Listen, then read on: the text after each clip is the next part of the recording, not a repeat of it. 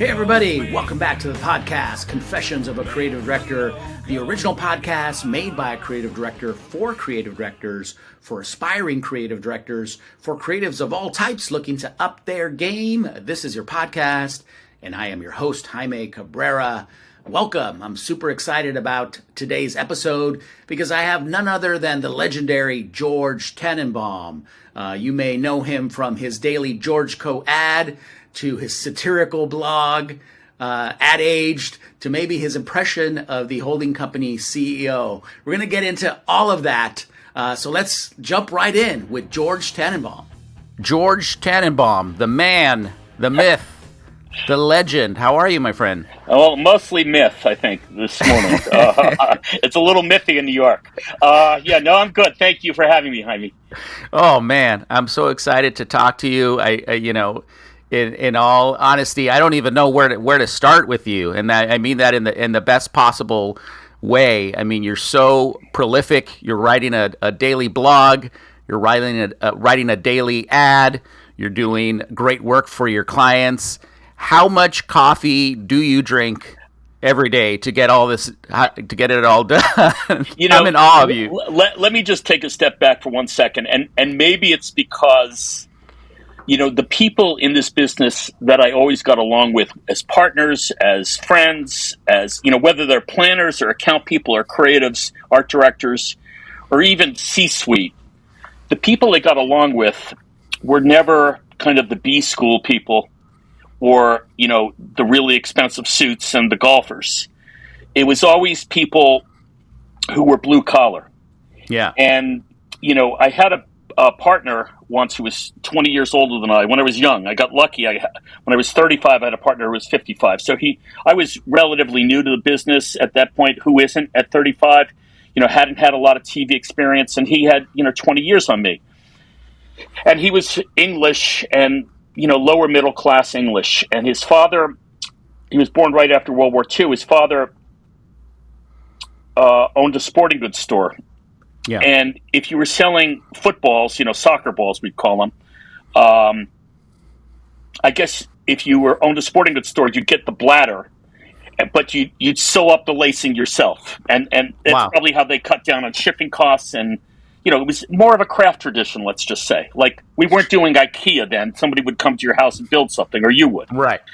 And Mike went on this long, I didn't know where the hell he was going for like 20 minutes about how his father would take rope to make twine, braiding pieces of rope together, putting wax on it, burning the end so it wouldn't fray, this long thing. And I'm like, Mike is not a chatty guy.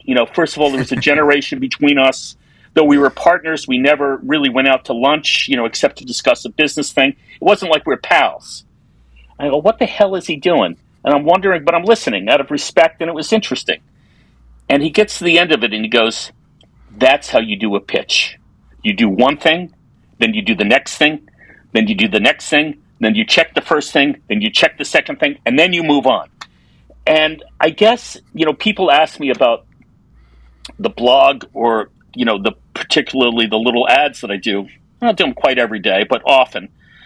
And I go, all I have to do is write 8 funny words a day, and I'm ahead of everybody else because the ads are 8 words, Right. and I try to be, we should be able to write a joke a day, right? We're funny, we're humans. I mean, if you go to the coffee guy in the morning, you make a little kibitz, and that's your joke of the day. And this is the currency of our business, I think, and because our business is the business of getting noticed. In many ways. I mean, you have to get noticed before you can communicate. And so that, I know it's a lot, and sometimes I don't know where the hell I get the energy from. But to be honest with you, Jaime, I don't have a job. I'm not working. I don't have a regular paycheck. So I have to, as my old boss, Steve Hayden, used to say, every day we stare down the barrel of a gun. And it's like, I got to make my money today. I got to get a phone call. I have to shake a tree. And, this is not, there's no nobility on my part. I'm not even sure there's a work ethic. There's just fucking fear. Like if you were in the Sahara and you knew the oasis was 12 miles away, and somebody said you can never walk 12 miles for the Sahara in a day. Well, the oasis is 12 miles away. Guess what? I'm walking there. I'm going to get there.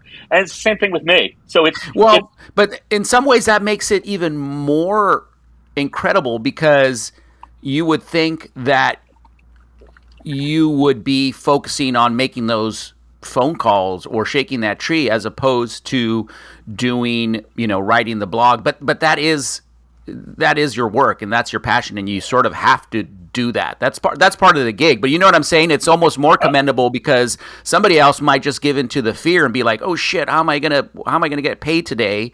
As opposed to I've been doing this. I'm 65, so I've been doing this since 1980. That's a long time.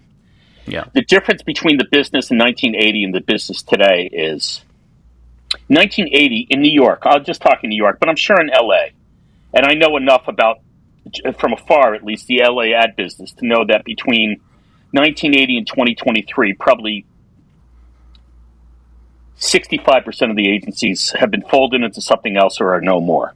Great names disappeared, whether they were part of a larger New York conglomerate or just subsumed by somebody else. And for every Inocean or in-house thing, it seems like a big institution and has kind of withered. And so when I was young in the business, when I was looking for my first job, I remember I took my portfolio to 40 different agencies, 40 credible agencies in New York. Now I think there's 5. So, and I'm being a little sarcastic, but not a whole lot of sarcastic. It's not Sarah Silverman sarcasm. It's Joe Biden sarcasm. So, it's not high. It's not turned to 11. But if I were going to rely on phone calls, I'd be done by Tuesday at 10 or Monday at 10, making all my calls. And then if I call you, if I'm looking for a job, if I'm a junior looking for a job, and somehow I meet you on a bus or something, and we, send me your book, you say. And he sends you your book, and you go, listen, Jennifer, it's really terrific. I love you. There's nothing right now, but stay in touch. Jennifer can't call you for 6 or 8 weeks. Right? Otherwise, she's a stalker. Right. And even if you liked her, she goes down in the pile. So, it becomes what I took as my brief when I knew I was going to be looking for a job, because I knew Ogilvy was dying, was how there's only 5 or 10 places, even in New York, that you can call. And then you have to have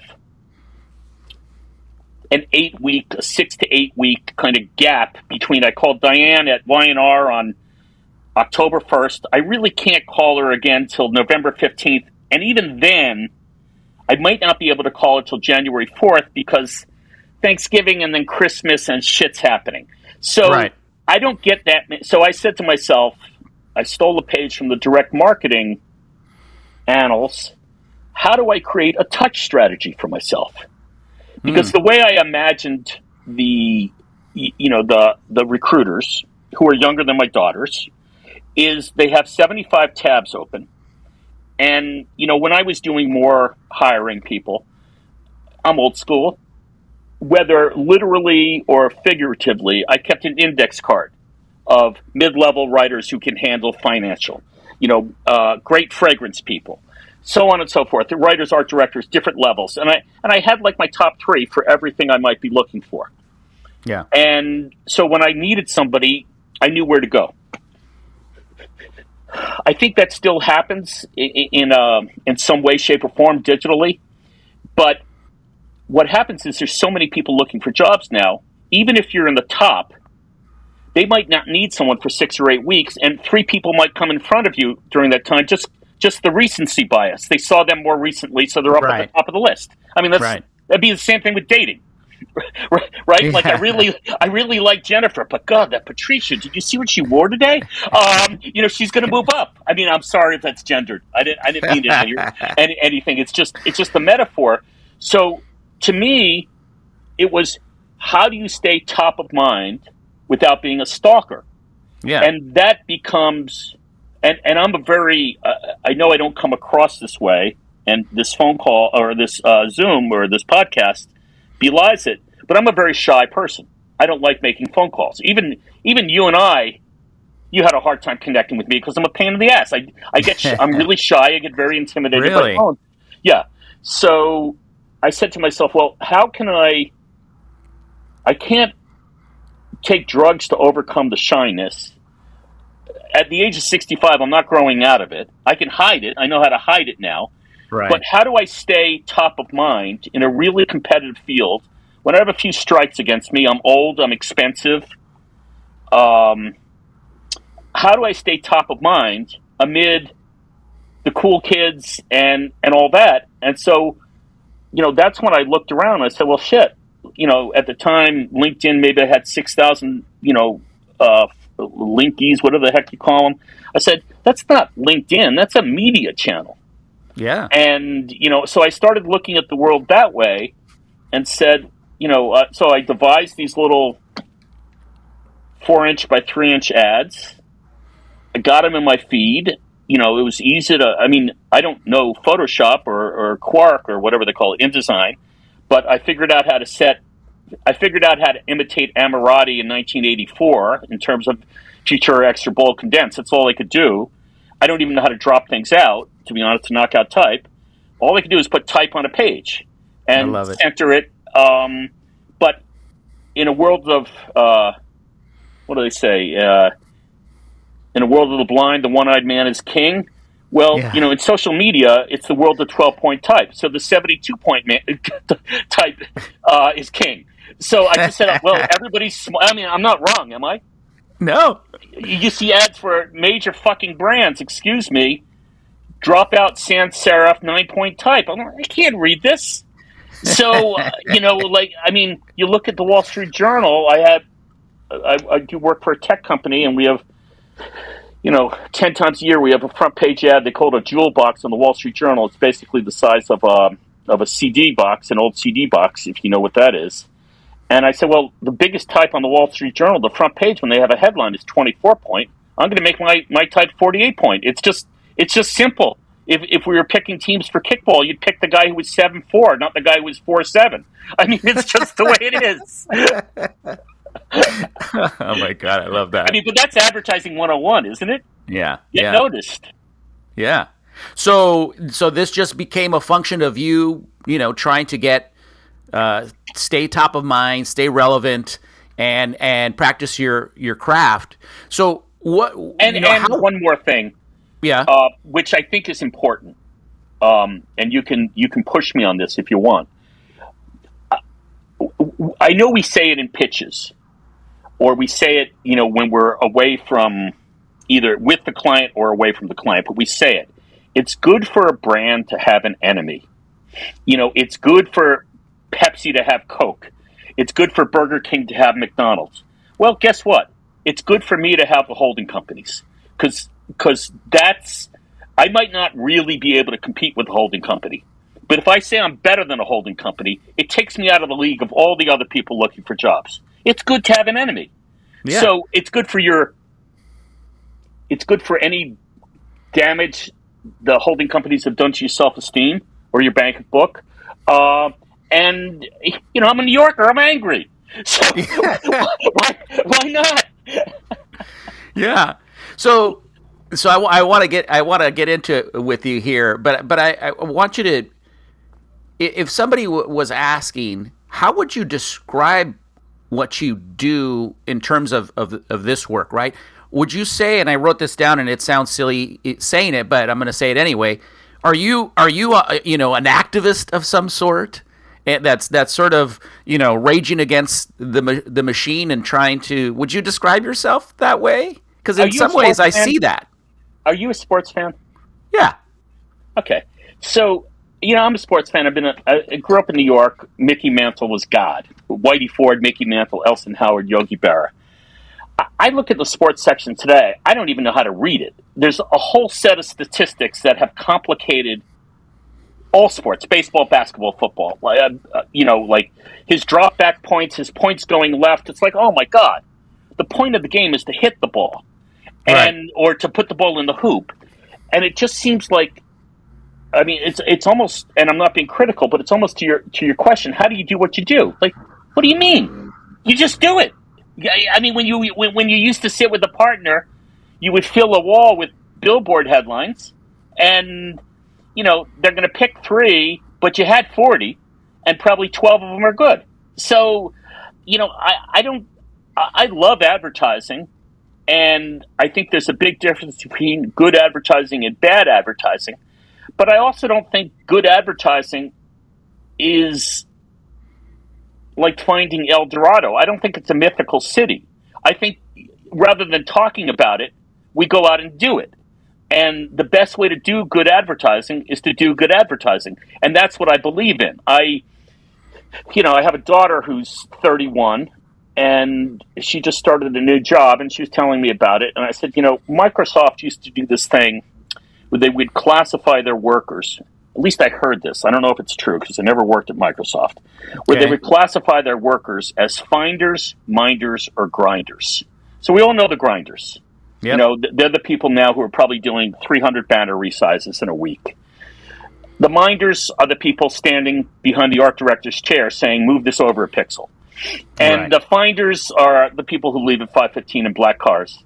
They get the new business. But finder, minder, grinder. And, okay, that was cynical, but you get what I mean. Yeah.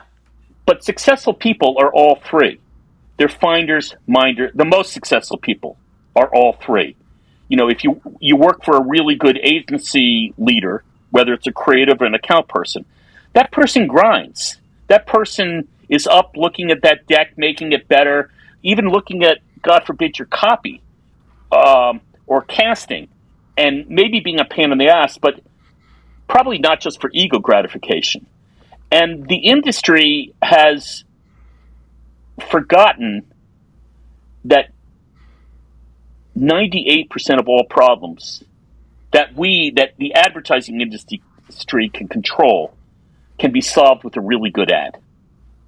I mean, and I just happen to believe that. I mean, I'm not going to solve Elon Musk's problems or, what's her name, Marjorie Taylor Greene's marketing problems with one ad. Right.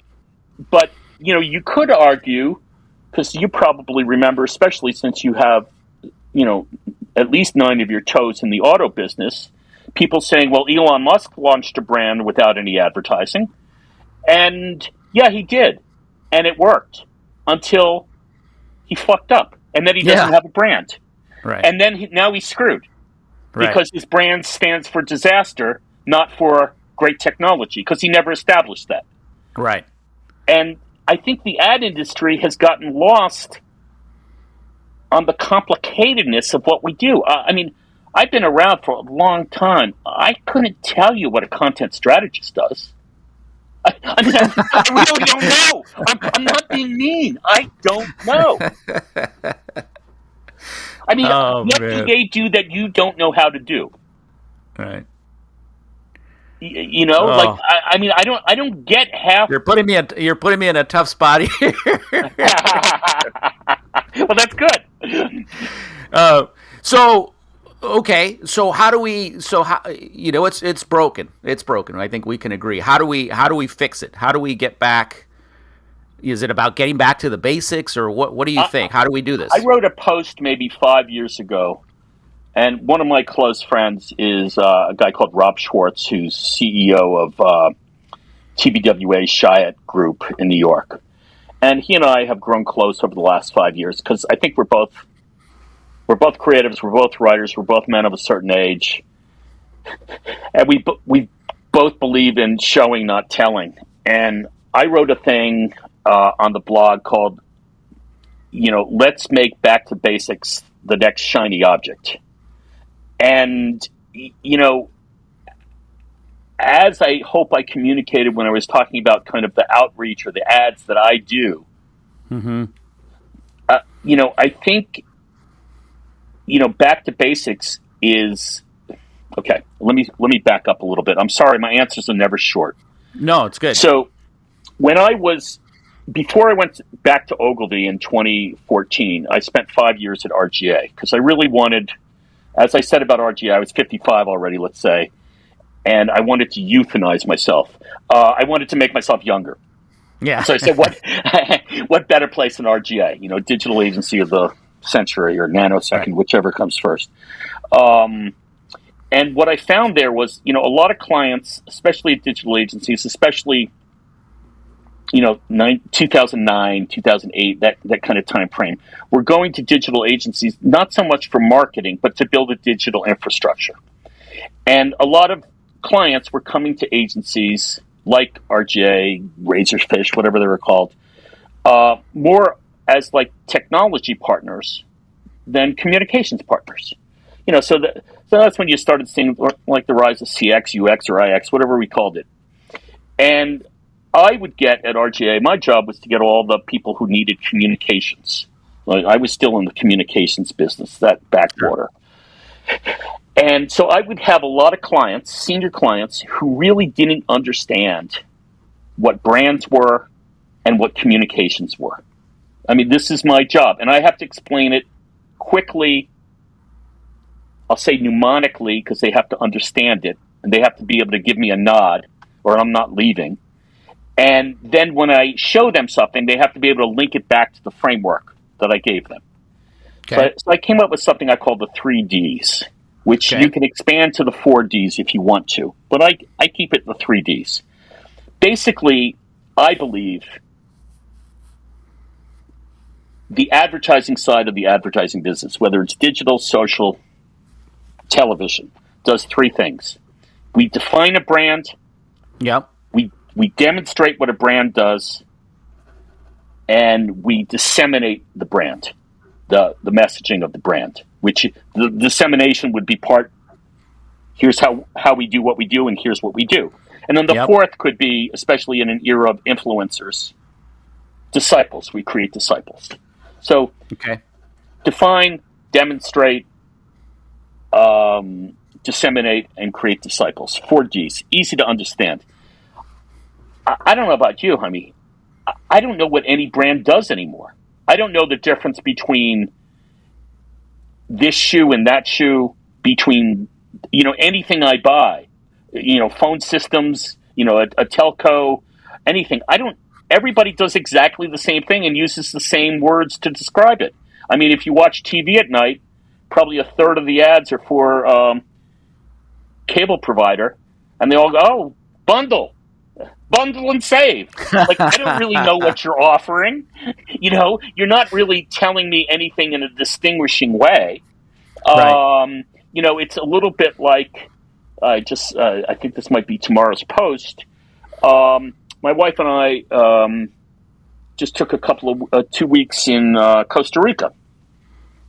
And, you think about advertising. I'm from the East Coast, so we go more to the Caribbean than Mexico and even Costa Rica. But you think about the advertising for all the islands, whether it's, Aruba, Jamaica, Dominican Republic, whatever the heck it is, all those millions of islands in the Antilles and the Lesser Antilles and the Greater Antilles. And they all do the same thing. They all have the incredibly blue water, the incredibly blue sky, the white sandy beach, and the woman in the bikini running with her husband. How do I choose? Yeah. I mean, so I'm down to choosing on price. We know, you and I both know, choosing on price is no good. Right. It's not lasting. It's not a lasting benefit. And so I find that kind of model, whether you're looking at a new car, I don't know the difference between a BMW and a Honda. I know there are differences. I don't think anyone in advertising anymore explains what they are. Most people, I guess, certainly most people of my age, if you said BMW, you'd say ultimate driving machine, which is probably a line they haven't used in 35 years. And they don't do very much in their advertising to explain it. If they do kind of use it, it's a tack on. So I believe the first D, which is to my mind the hardest, the defining, like what in 6 words do you do differently? What do you hang your hat on? As a creative person, going back to your original question, I had to figure out what my first D was. Like, what do I do differently? Because there's a lot of people who make less money than I do, who are better looking than I am, who are not as contentious as I am, and are easier to deal with than I am. So what do I do differently that makes me worth the money? Right? We have to do that. We're marketing ourselves. And then demonstration, it's like, how do you show it? So if you ask me nicely, I have a list, literally, I call it my magic list. It's 35 pages long, and it's of URLs that I've collected through the years of great websites that take complicated information and explain it really well. I happen to think journalism is doing this really well now. The Times, the Wall Street Journal, I don't read the LA paper, but the Washington Post, the Economist, they all have data visualization people. And the Journal did this thing after the earthquake in Turkey/Syria about tectonic plates and how they slide under one another and they do this and this causes that. And it's like, gee whiz, that's demonstration. So if I were selling how my burritos are made versus how the chain burritos are made, I'd probably say this is the difference between a grade A chicken and a I don't know, somebody down the street's chicken. Or I'd say this is how, do you know how much chicken Chipotle puts in as opposed to, the local guy? I would want to know if I'm selling. This is my livelihood. I got to get you to come to my place, not somebody else's place, and their place is probably more convenient. And if I'm involved, it's probably cooler. So let me ask you a question. So then, is it a problem?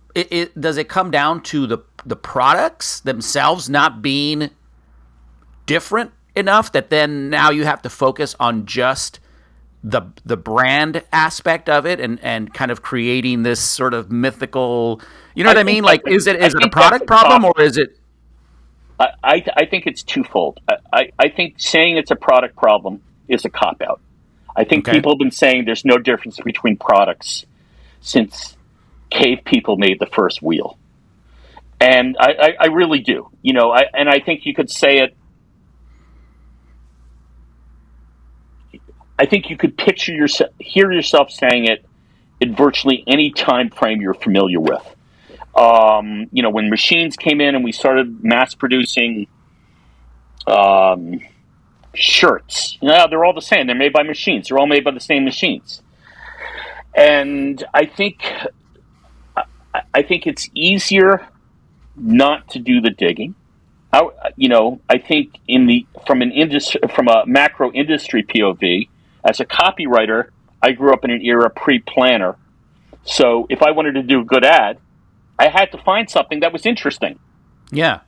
Now it's kind of like, well, there's nothing in the planner's brief, so there must be a parody product.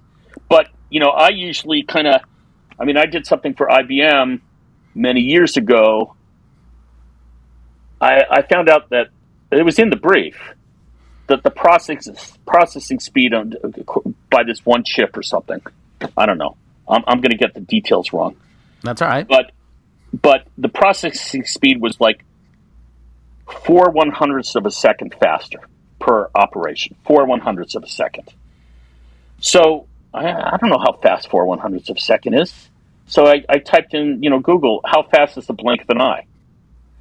And I found out 4/100ths of a second is about the blink of an eye. Now all of a sudden I have something interesting to talk about. Yeah.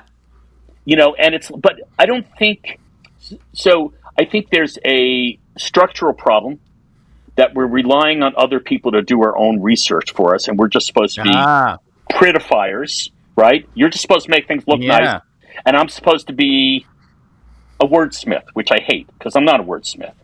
I care about how words sound, but I care much more about the information what I'm communicating. That's number one. Then number two, and here's where I get thumb in the eye of the holding companies. At most holding companies, availability is the capability. If the team down the hall isn't busy, and you've got something on, the Higgs boson neutron, that you have to get out by Tuesday. Well, they're not busy. We'll let those two do it. Well, they know nothing about physics. Whereas in the old days, you would have spent time with the engineers. You would have gone to the factory. You would have, God forbid, you read a book about physics, right? If you're working on the Higgs boson. But now it's like, we slip from 20-minute increments of time to 20-minute increments of time. We never really know our products. And so we can't really explain the differences so I don't know if I should say this. You can just wave your hands and say no, because I know you do a lot of work with cars. But, when I worked on Mercedes many years ago, they had something called brake assist. It was the early days of ABS braking. And this is back in the 90s. It's the early days of ABS braking. And so it says, unlike other ABS, because Mercedes was afraid of Hyundai because they could do it for a third the price.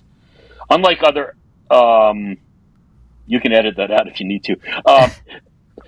Unlike other ABS, Mercedes is brake assist. Well, I don't know what brake assist is, but okay. I mean, it'd be really easy for me to do a cut and paste there from the brief. Yeah. And then I find out that brake assist is, a computer brain, a chip.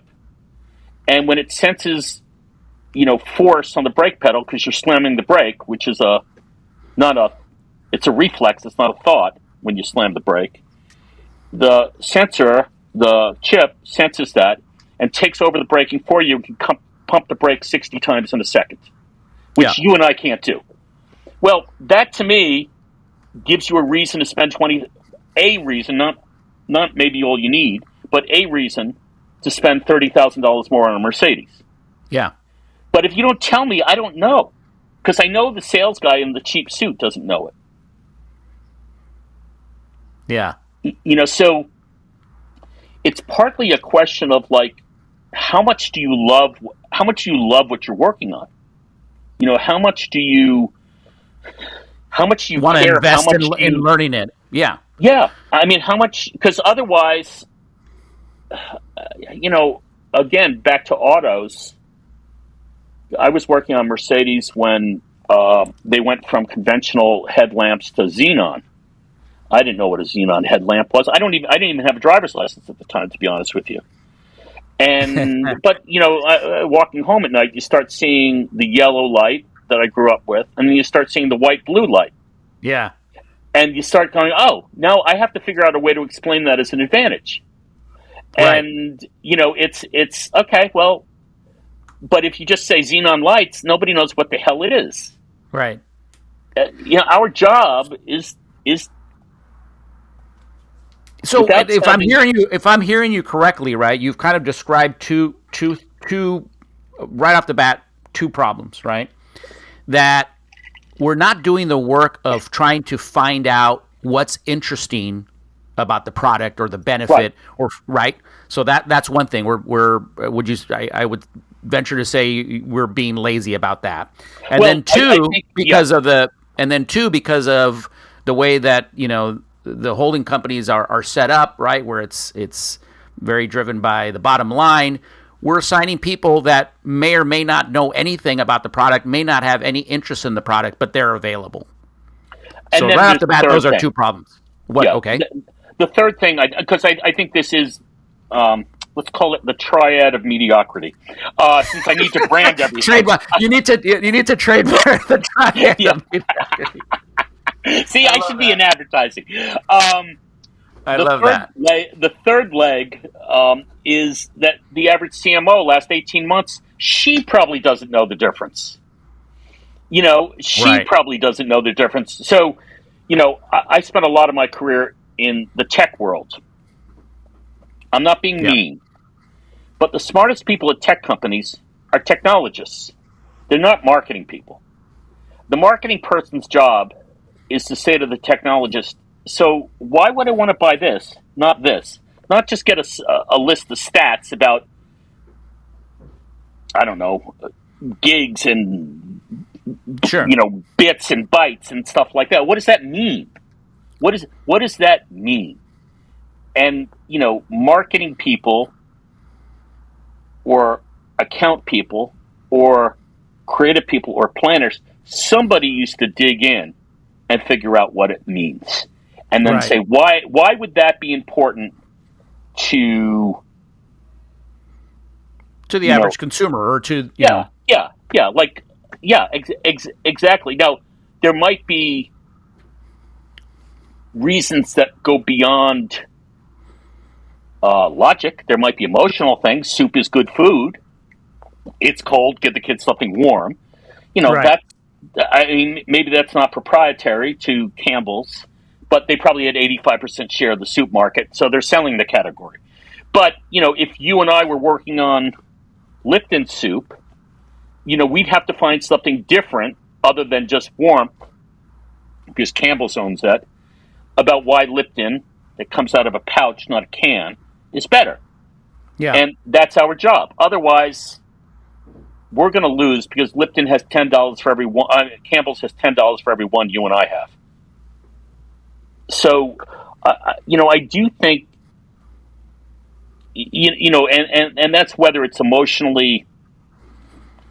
There's emotional attributes that separate a product, or more fact based. But I'm looking at you. I don't know you, but you've got 3 or 4 guitars behind you. There's 3,000 or 4,000 you could have chosen. Right. I mean, you probably have a Rickenbacker or a Les Paul. I don't know anything about guitars except to know Rickenbacker, Les Paul, and I'm sure there's 1 or 2 others. And they are imbued with either the glow of Charlie Christian playing one, or whoever is the exemplar, Django Reinhardt or something.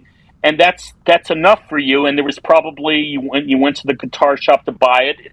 First of all, you probably have friends who are musicians. Does this and then? You're probably getting a whole lot of factoids. You might have had the glow of seeing your favorite musician playing it, and that's a lot. But you probably want a little persuasion along the way. Maybe the person at the guitar store said, "Oh, well, this does this and this does that," and you're like, "Okay, I'm sold." Beyond cool.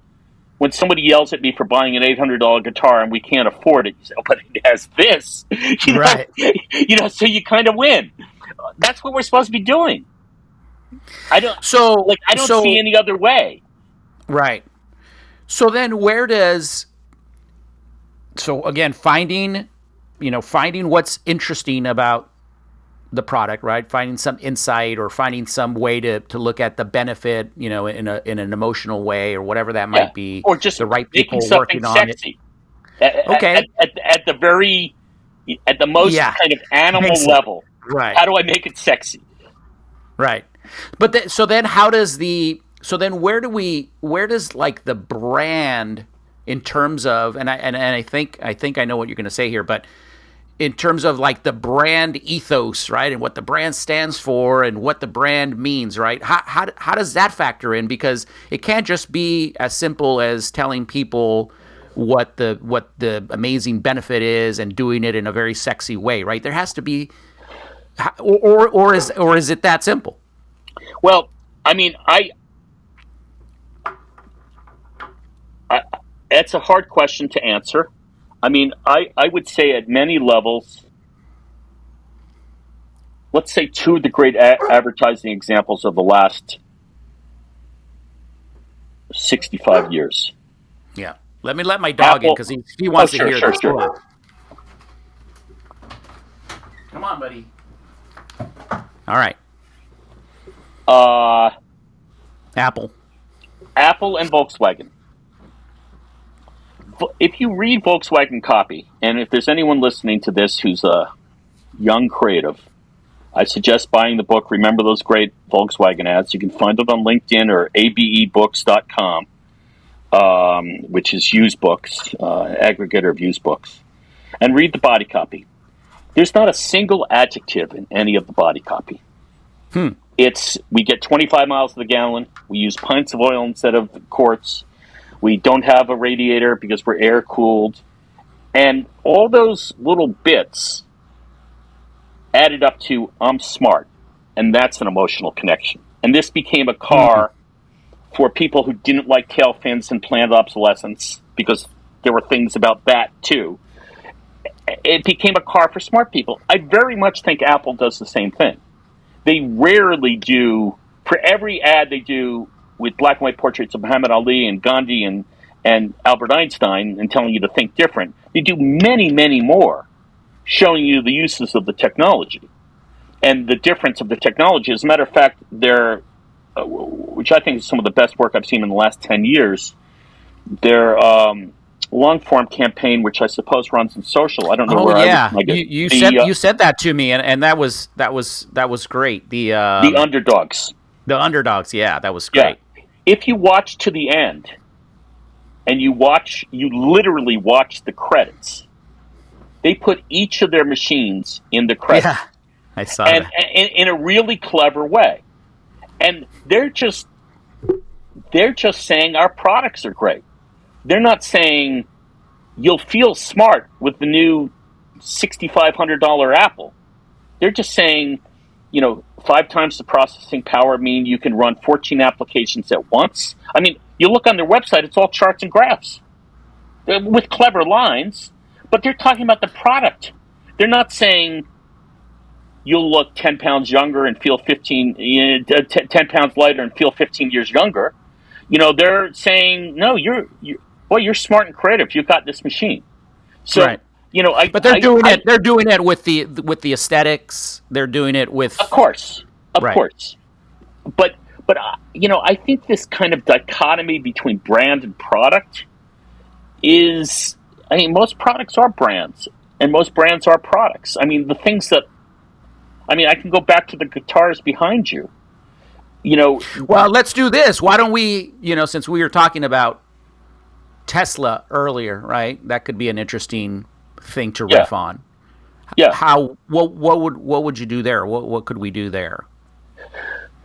That brand is so tarnished now, but isn't that crazy that it became, because I was and I still when I see it I still I like it, but it definitely took a big hit when Elon just started going off the rails, right? And then you start questioning, like, well, if this is the way he thinks about this, what is he doing with the car? And what, what I mean? Like, you start questioning that kind of stuff.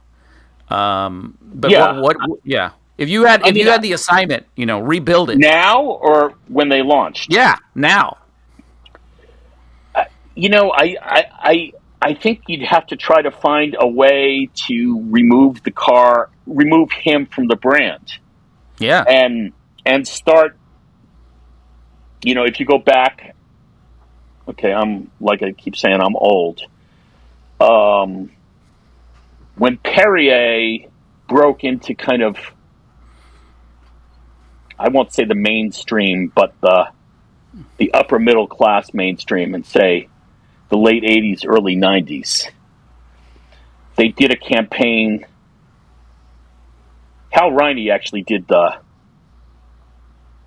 establish the campaign. He just brought it to its apogee.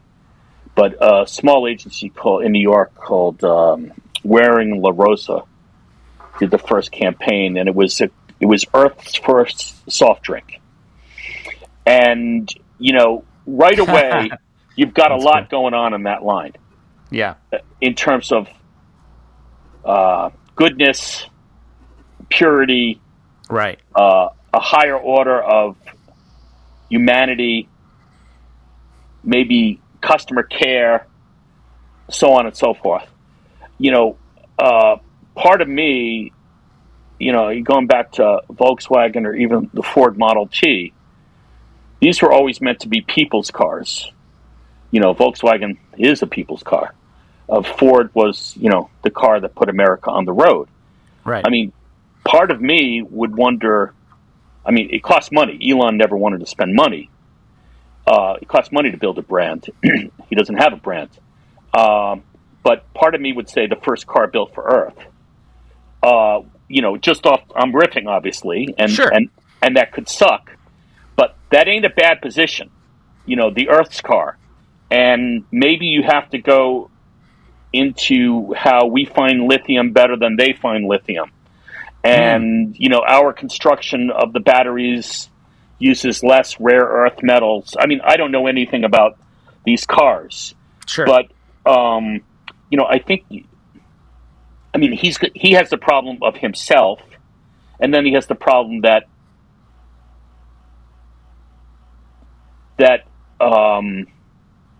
any brand has when they create a small niche for themselves. They're going to be eaten by Coke, Pepsi, McDonald's, or Verizon, let's say. So sooner or later, Toyota's going to be all EV, and Honda's going to be all EV, and the Koreans going to be all EV, and the Americans going to be all EV, and he's going to lose his charm, let's say. Yeah. And so maybe he could always claim. I mean, in all fairness, I mean, he sort of really was the first breakthrough, right? So there's something you could potentially do with that, right? It's the originator. He sort of busted open the category, right? Or yes, Tesla my one distinction would be if you think about two great brands, and I'm sorry to be picky on Apple. Apple, if you had to reduce everything they do to 5 or 6 words, I'm not counting, tools for creative people, or tools to make you more creative. Nike, everyone's an athlete, shoes for athletes. Right. Tesla never brought it up that level. Tesla never brought it up to mobility for people who care. Right. Yeah. In my opinion. So, I mean, I know, enough about automobiles because I like cars. The Ioniq gets a good review. What is it? The other one, Kona. Gets a really good review. So all of a sudden, all the kind of technological advantages that Tesla had, and maybe he still has them because he's got more charging stations, but that's going to dissipate. So, over time, and it's important to stay on top of technology and to stay leading, but you also have to say that there's an ethos of leading that's as important as the kind of bullet points of leading.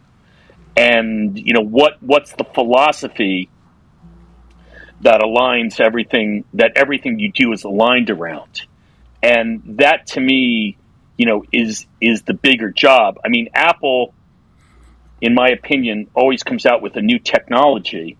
Yeah.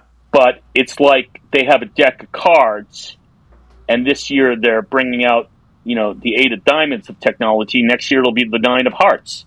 And, it's a fan of new things because their goal is not to rest on their laurels. Their goal is to keep building tools to make you more creative, let's say. Are you a fan of, do you know Simon Sinek? I know who, I've never read him or Seth Godin. I see him, of course, on LinkedIn. So he's got a great thing about, that people don't buy what you do, they buy why you do it. So he has a great example of Apple, right? So he says that Apple exists as a company to challenge the status quo. Right. And that's why you would feel comfortable buying a computer from them as much as potentially, probably soon, buying a car for them, because you know why they exist. They exist to challenge the status quo. And they just so happen to make computers and phones and now potentially cars, right? Whereas you would probably never buy a car from Hewlett Packard or from Dell, right? Because they don't have that same, which kind of brings us back to the power of the brand, I guess. But, about 30 years ago, I had this idea to start an ad agency. And the idea started... I'm in. I'll be employee number 2. Okay. The idea started with me. The first step of the idea is to raise $10 million. Okay. And go to Richard Branson and say, Richard, I want to open up an ad agency called Virgin Advertising. And it's going to be advertising that's not like any advertising you see. We're not going to bill like you see. We're not going to pitch like you see. We're not going to We're not going to think like everybody else. We're going to be different. We're going to be as different in advertising agencies as Virgin Air or Virgin whatever. I mean, their brand is kind of tumbled, but you get what I'm saying. Sure. It's like we're not going to be like the status quo. And going back to where I started, I mean, that's what I tried to do with GeorgeCo. Everything that I hated about agencies that I thought was 12 weeks to scope an assignment, 2 days to do it, like I don't want to do. So I'm going to figure out a way to do it what I regard as better. Because I think the status quo sucks. The same way, God forbid, you and I had been in Vietnam, we'd probably have figured out a better way to fight that war than, as if it was a battlefield in Europe in 1944. That wasn't going to work. But that's what people like, upsetting the status quo. I mean, that's kind of what Trump did. I hate to say it. I'm not a fan, but me neither. It is what he did. He looked and he said, this isn't working for people. People are getting poorer, not richer. People are feeling unheard. They're feeling ripped off. I'm an evil man and I can tap into that for my own purposes, but he did upset the status quo. As opposed to, I'm with her. Right. So in addition to some of those things that we've talked about, right, which again, we're not doing the work of digging in to find what's interesting, right, about the products or the service or whatever it is that we're doing, finding the right people, the triad of mediocrity. What else is broken, and what else could we take a deeper look at and try to address? Well, and I've been very vocal about this. I'm not a big fan of the pay-to-play awards industry. I don't know. It's literally hard for me to stomach awards being given for work that's never really run. And that to me is, at its very core, the opposite of what our business is supposed to be about, which is sales. And I know this is an odd word for a podcast on advertising, but integrity. We're supposed to tell the truth. Yep. We might bury some on the other hands, but we're supposed to tell the truth. And seeing this fascination with work, and you can just see it, you can kind of see the news cycle of advertising. Super Bowl, then we're going to, as Jeff Eaker wrote about this morning, I'm a judge on this, I'm a judge on that, and then who's going to Cannes, and then the parties at Cannes, and then the network of the year at Cannes, the agency of the year, and the direct mail piece of the year, and then it'll be a whole new set, and then we'll start all over again. It's not about the brands we built. It's not about the people we've made, the brands we've made important, integral, and famous. And so I care about good work, but I'm not sure. I don't think that good work and awards are synonymous anymore. And I think one way of maybe underscoring that, if this isn't too, I make weird connections sometimes, but if you go to Agency Spy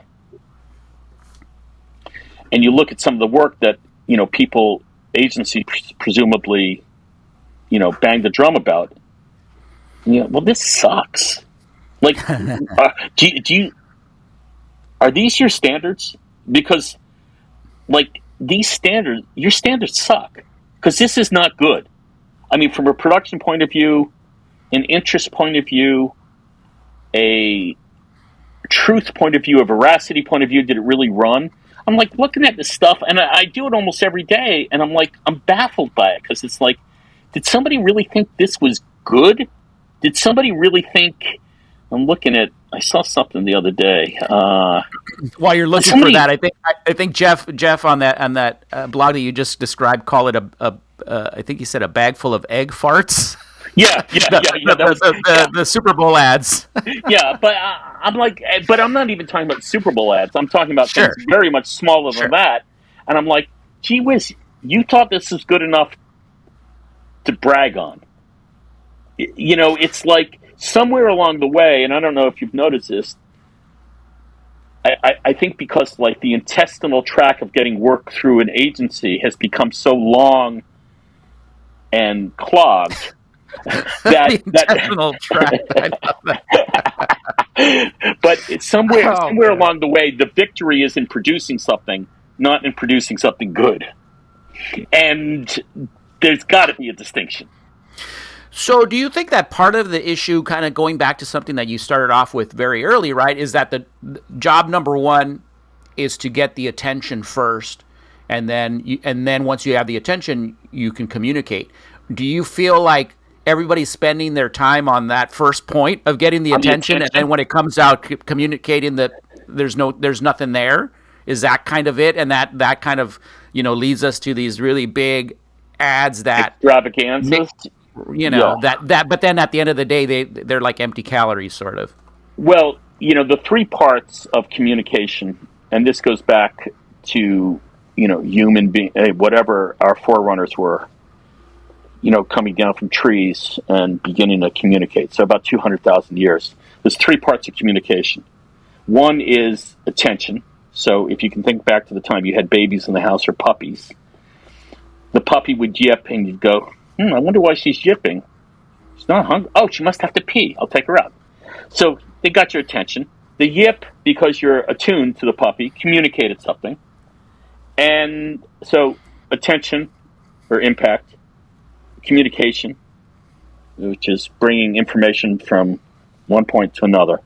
And then the third part, which we've forgotten about completely because we'll call it direct, is persuasion, right? So you don't want pee in your house, so you take the dog out. Same thing with a baby. If you were living in a gender normative house or 1950s Leave It to Beaver house and you wanted a glass of beer at night when you're watching the ball game, you'd say, honey, get me a beer. So you got her attention with the honey. Get me a beer is what you communicated, what you want. And the persuasion is, if you do, I'll take out the garbage. Okay, that works. But so I say most ads are 1/3 of an ad. They're, and then forget about all the other stuff like, I don't really know what a reliable network is. Like Verizon spends, Right. Like I said, I'm 65, so Verizon's been around since 1990, 1985, when they broke up Ma Bell.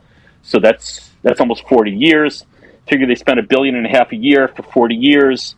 So they've spent, in my lifetime, $60 billion saying the most reliable network, and then every time I make a call on Verizon, it drops. Okay, right? So I don't know what your language you're speaking anymore because it's not my language. Yeah.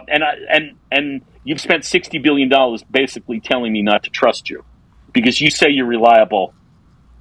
And I don't know about you, where you live. I know my wife's uncle lives in above the Getty Museum in Malibu. Yeah. Oh yeah. Well, if you come here, we don't have cell service. Wait a second. Got to be one of the probably the 20 most affluent zip codes in the country, and you don't have cell service. Yeah. Like, don't talk to me about reliable. You know what I'm saying? Yeah. So, I think, we have to get back, and this is kind of going to your first question. We have to get back to kind of what our job is. Our job is not to win we're agents. That's why they call us agencies. We're agents. Nobody's supposed to know who we are. We're supposed to make other people, right? Like, okay, we knew Swifty Lazar, we knew Wasserman, but we don't know a fucking lot of agents. Like, I know Julia Roberts. I know, all the actresses and actors I'm supposed to. I don't know their agents.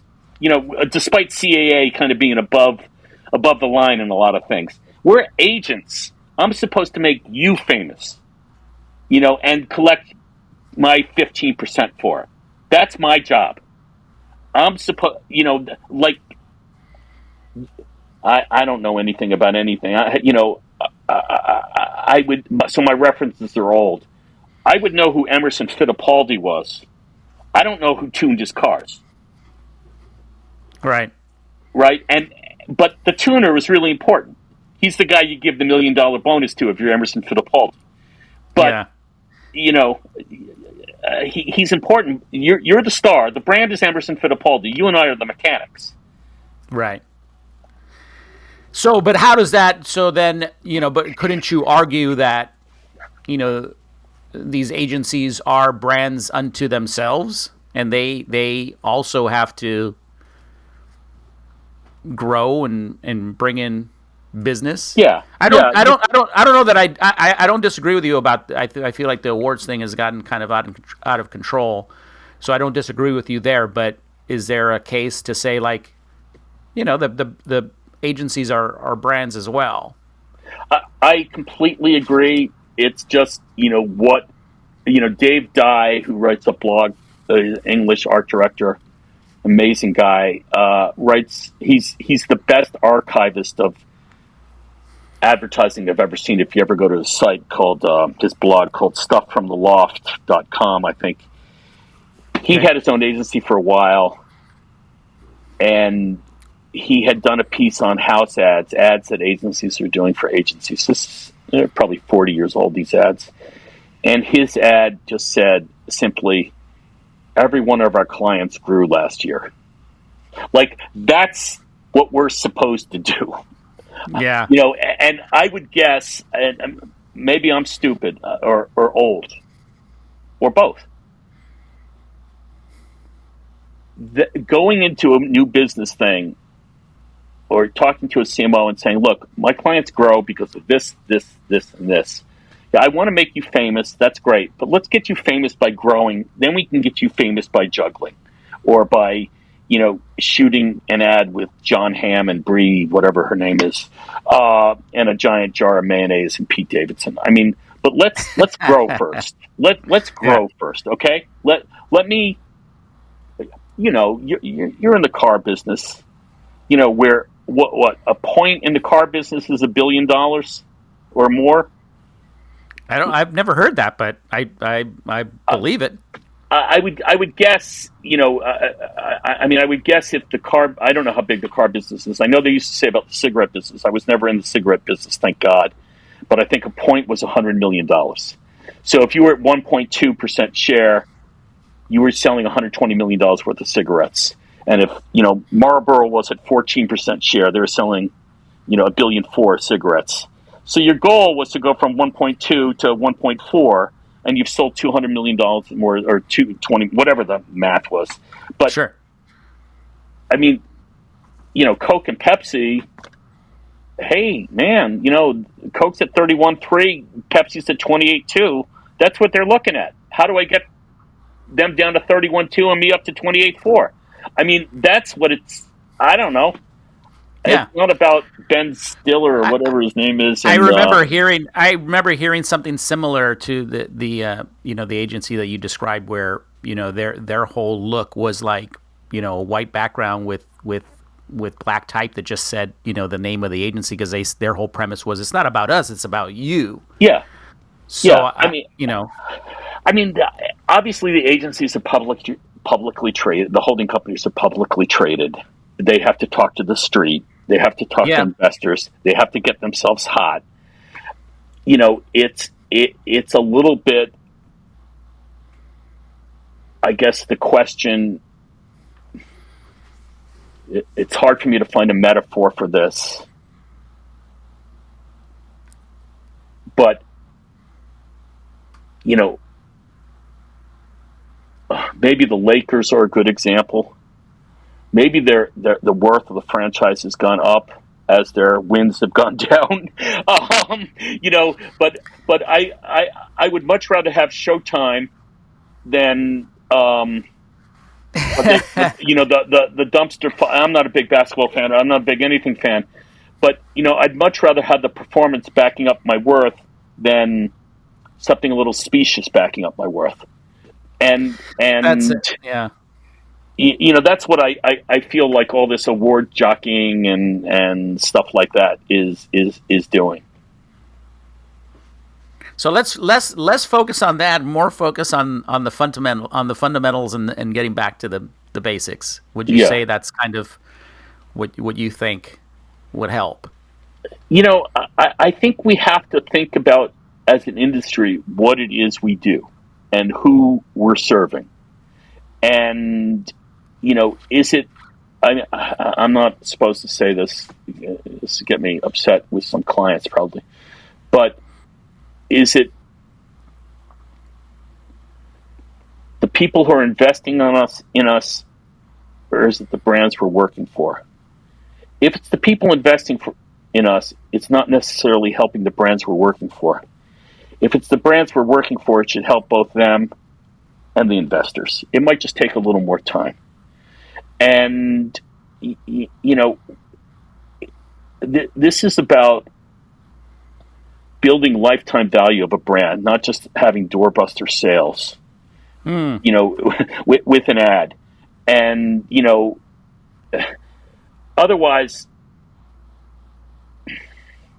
we'd all be doing Ginsu steak knives, and in 1999, order two, order now, get the second one free. But wait, there's more. Yeah. And, I think this is about building value, building purpose. As I joked about this with David Baldwin. If you don't know who said something in advertising, just say Lee Clow said it. The most valuable real estate in the world is a piece of a consumer's mind. And it's really hard to think about a brand that really owns a piece of your brain right now. Yeah. And, it's hard to put a calculus on that. It's hard to figure out the ROI, and maybe in this kind of era where, we're kind of falling on the sword of quantitativeness and calculus and blah, blah, blah. It's hard to say, yeah, we came up with that great line and people love it and it's registering, but sales haven't grown. Yeah, they might not grow right away. They might not grow right away, but we're not supposed to be doing this quarter to quarter. This is a build. This is a build. I mean, I get a lot of calls, because of the ads I run. In this kind of pay-per-click era, okay, I ran an ad this morning. I'm just going to look. So I ran an ad this morning. I put it up around 8:30. It's now 11 o'clock. Hold on a second. So I'm just looking. I'm looking at it too. Yeah. So, I've got, what do I got? So it's been up for 3 hours. So I have 2,000 impressions in 3 hours. That's not great. So, but it doesn't make me want to fire the agency or run a different ad. Tomorrow I'll run a different ad. I don't know. I don't know what's going to be a hit. So you keep trying stuff. And just because this didn't get a lot of clicks so far, doesn't mean people aren't seeing it. It just might mean, whatever, they've got a status meeting. Or it's raining and they don't feel like clicking. Or I picked the wrong color. I don't know. Yeah. It's not, I don't know. I tell everyone, this business is about long leads.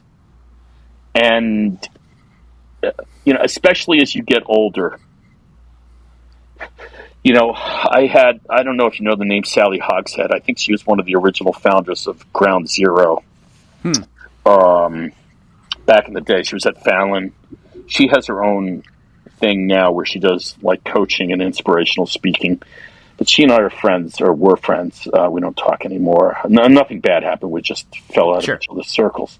But she said to me literally 20 years ago, George, there's 3 things you have in this business. And I think this is true whether you're a brand or an individual or an agency or you're running a lemonade stand. She said, you have your reputation, you have your network, and you have your work. And, our job, in a sense, for us personally, is to build on those three things. Like, what am I doing today to make my network stronger? I'm doing this. To make my brand stronger, or to make my work better. And that's what we're supposed to be doing. And for brands and everything else. And, that seems, sorry to be so simplistic about it, but that seems pretty simple to me. And, I say it to people, and like I said, a couple hours ago, I'm a shy person. I'm a shy person, but especially as you get older and older and more people are winnowed out, you realize everyone. Like, I didn't know you, but now, I knew of you because I see you on LinkedIn, and I like what you're doing. And I don't really know I don't even know how to pronounce your agency. No one's ever said it out loud in my presence because that's, I'm on the wrong coast and I'm not doing cars anymore. But, but it's kind of like if it were 1962 in Westchester, he belongs to that country club and he drives this car. So yeah, he's one of my people. It's kind of how we assess things, rightly or wrongly. I mean, it's a series of biases and judgments and things like that. And so you have to be cultivating that stuff, whether you're a brand or not. But ultimately, you have to back it up with what you make. Yeah. I still do believe, and I've seen it enough times. I've seen it fairly recently that nothing kills a bad product better than good advertising. I've seen it with a brand I won't mention, and I participated in it. We did the good ads. The product wasn't ready. Yeah. So let me tell you something that I just noticed, and you're coming back up and being re-energized. But there was a moment there for a few minutes where I felt like you were sort of sad, or you were sort of like sad for the old days when you felt like things were better. Is that accurate? And I'm not trying to turn it into a therapy session, but it caught my attention. I mean, but I think it's kind of, I think it's, how media people sometimes do, if they're doing a big spiel presentation, they do pulse and sustain. We're going to have, especially in the car business, around end of August, beginning of September, you got a big pulse. The rest of the year, you got sustain. President's Day, you got a pulse. I think,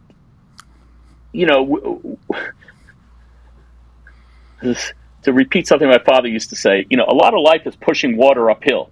You don't really get far, but you got to do it. And there is a lot of like,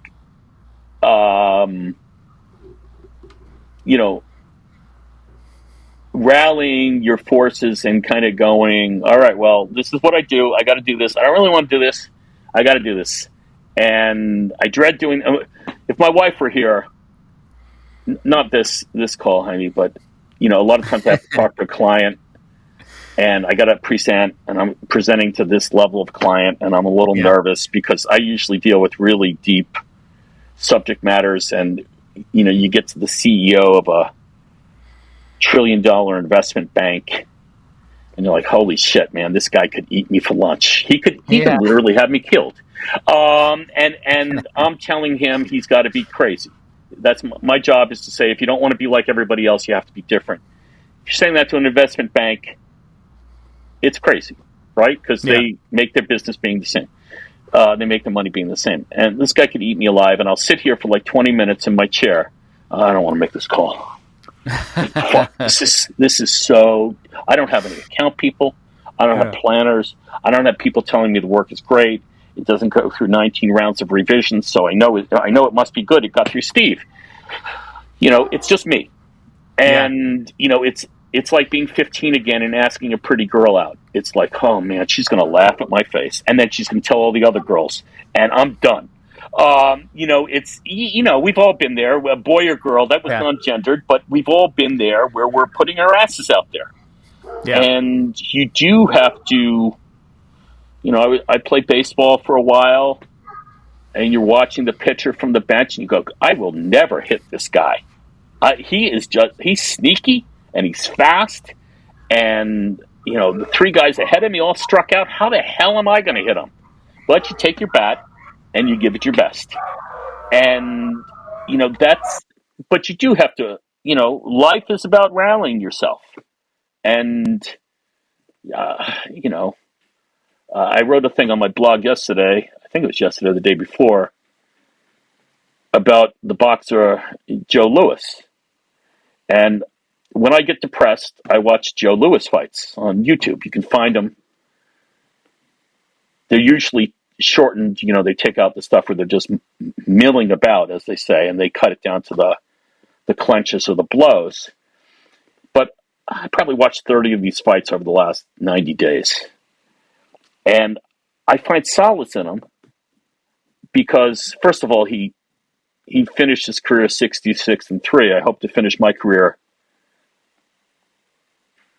say, 40-20.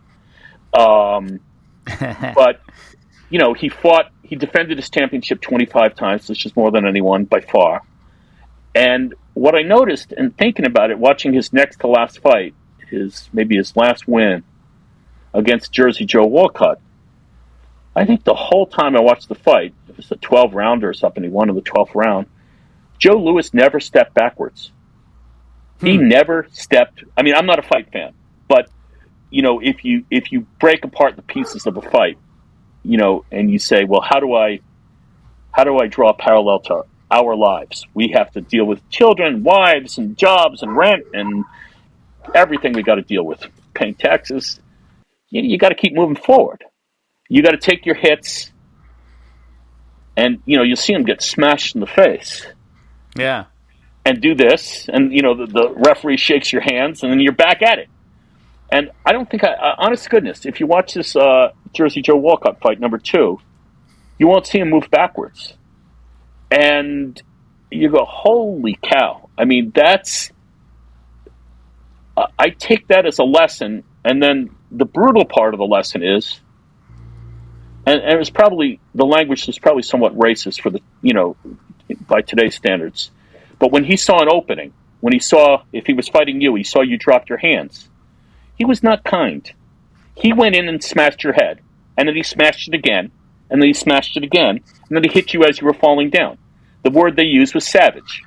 Yeah. But when you have an opening, you go for it. I mean, we don't have to hit people. But, this is a battle. If you're selling cars, it's a battle for market share. If you're trying to get ahead in an agency and there's another team that's doing, a certain level of work, you're going to try to do better. You're not going to try to screw them or stab them in the back or steal their work, but you're going to try to outthink them. That's life. But that, that takes a lot of, there's probably a Yiddish phrase in there, but I don't know it. But it takes a lot of as my parents probably would have said, well, you gotta tighten your pants and, go in there and battle. And it's like, yeah, you do. And it's hard sometimes. I'm 65. Yeah. I'd like to retire someday. My wife will tell you the thing I say is I wish I married an heiress. It would be so much easier, but I didn't.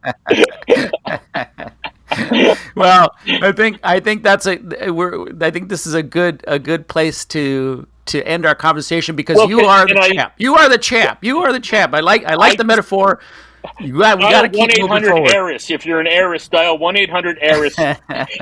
Operators are standing by. No, I'm not saying that to be mean. Because a lot of people think if you admit you're competitive, you're mean.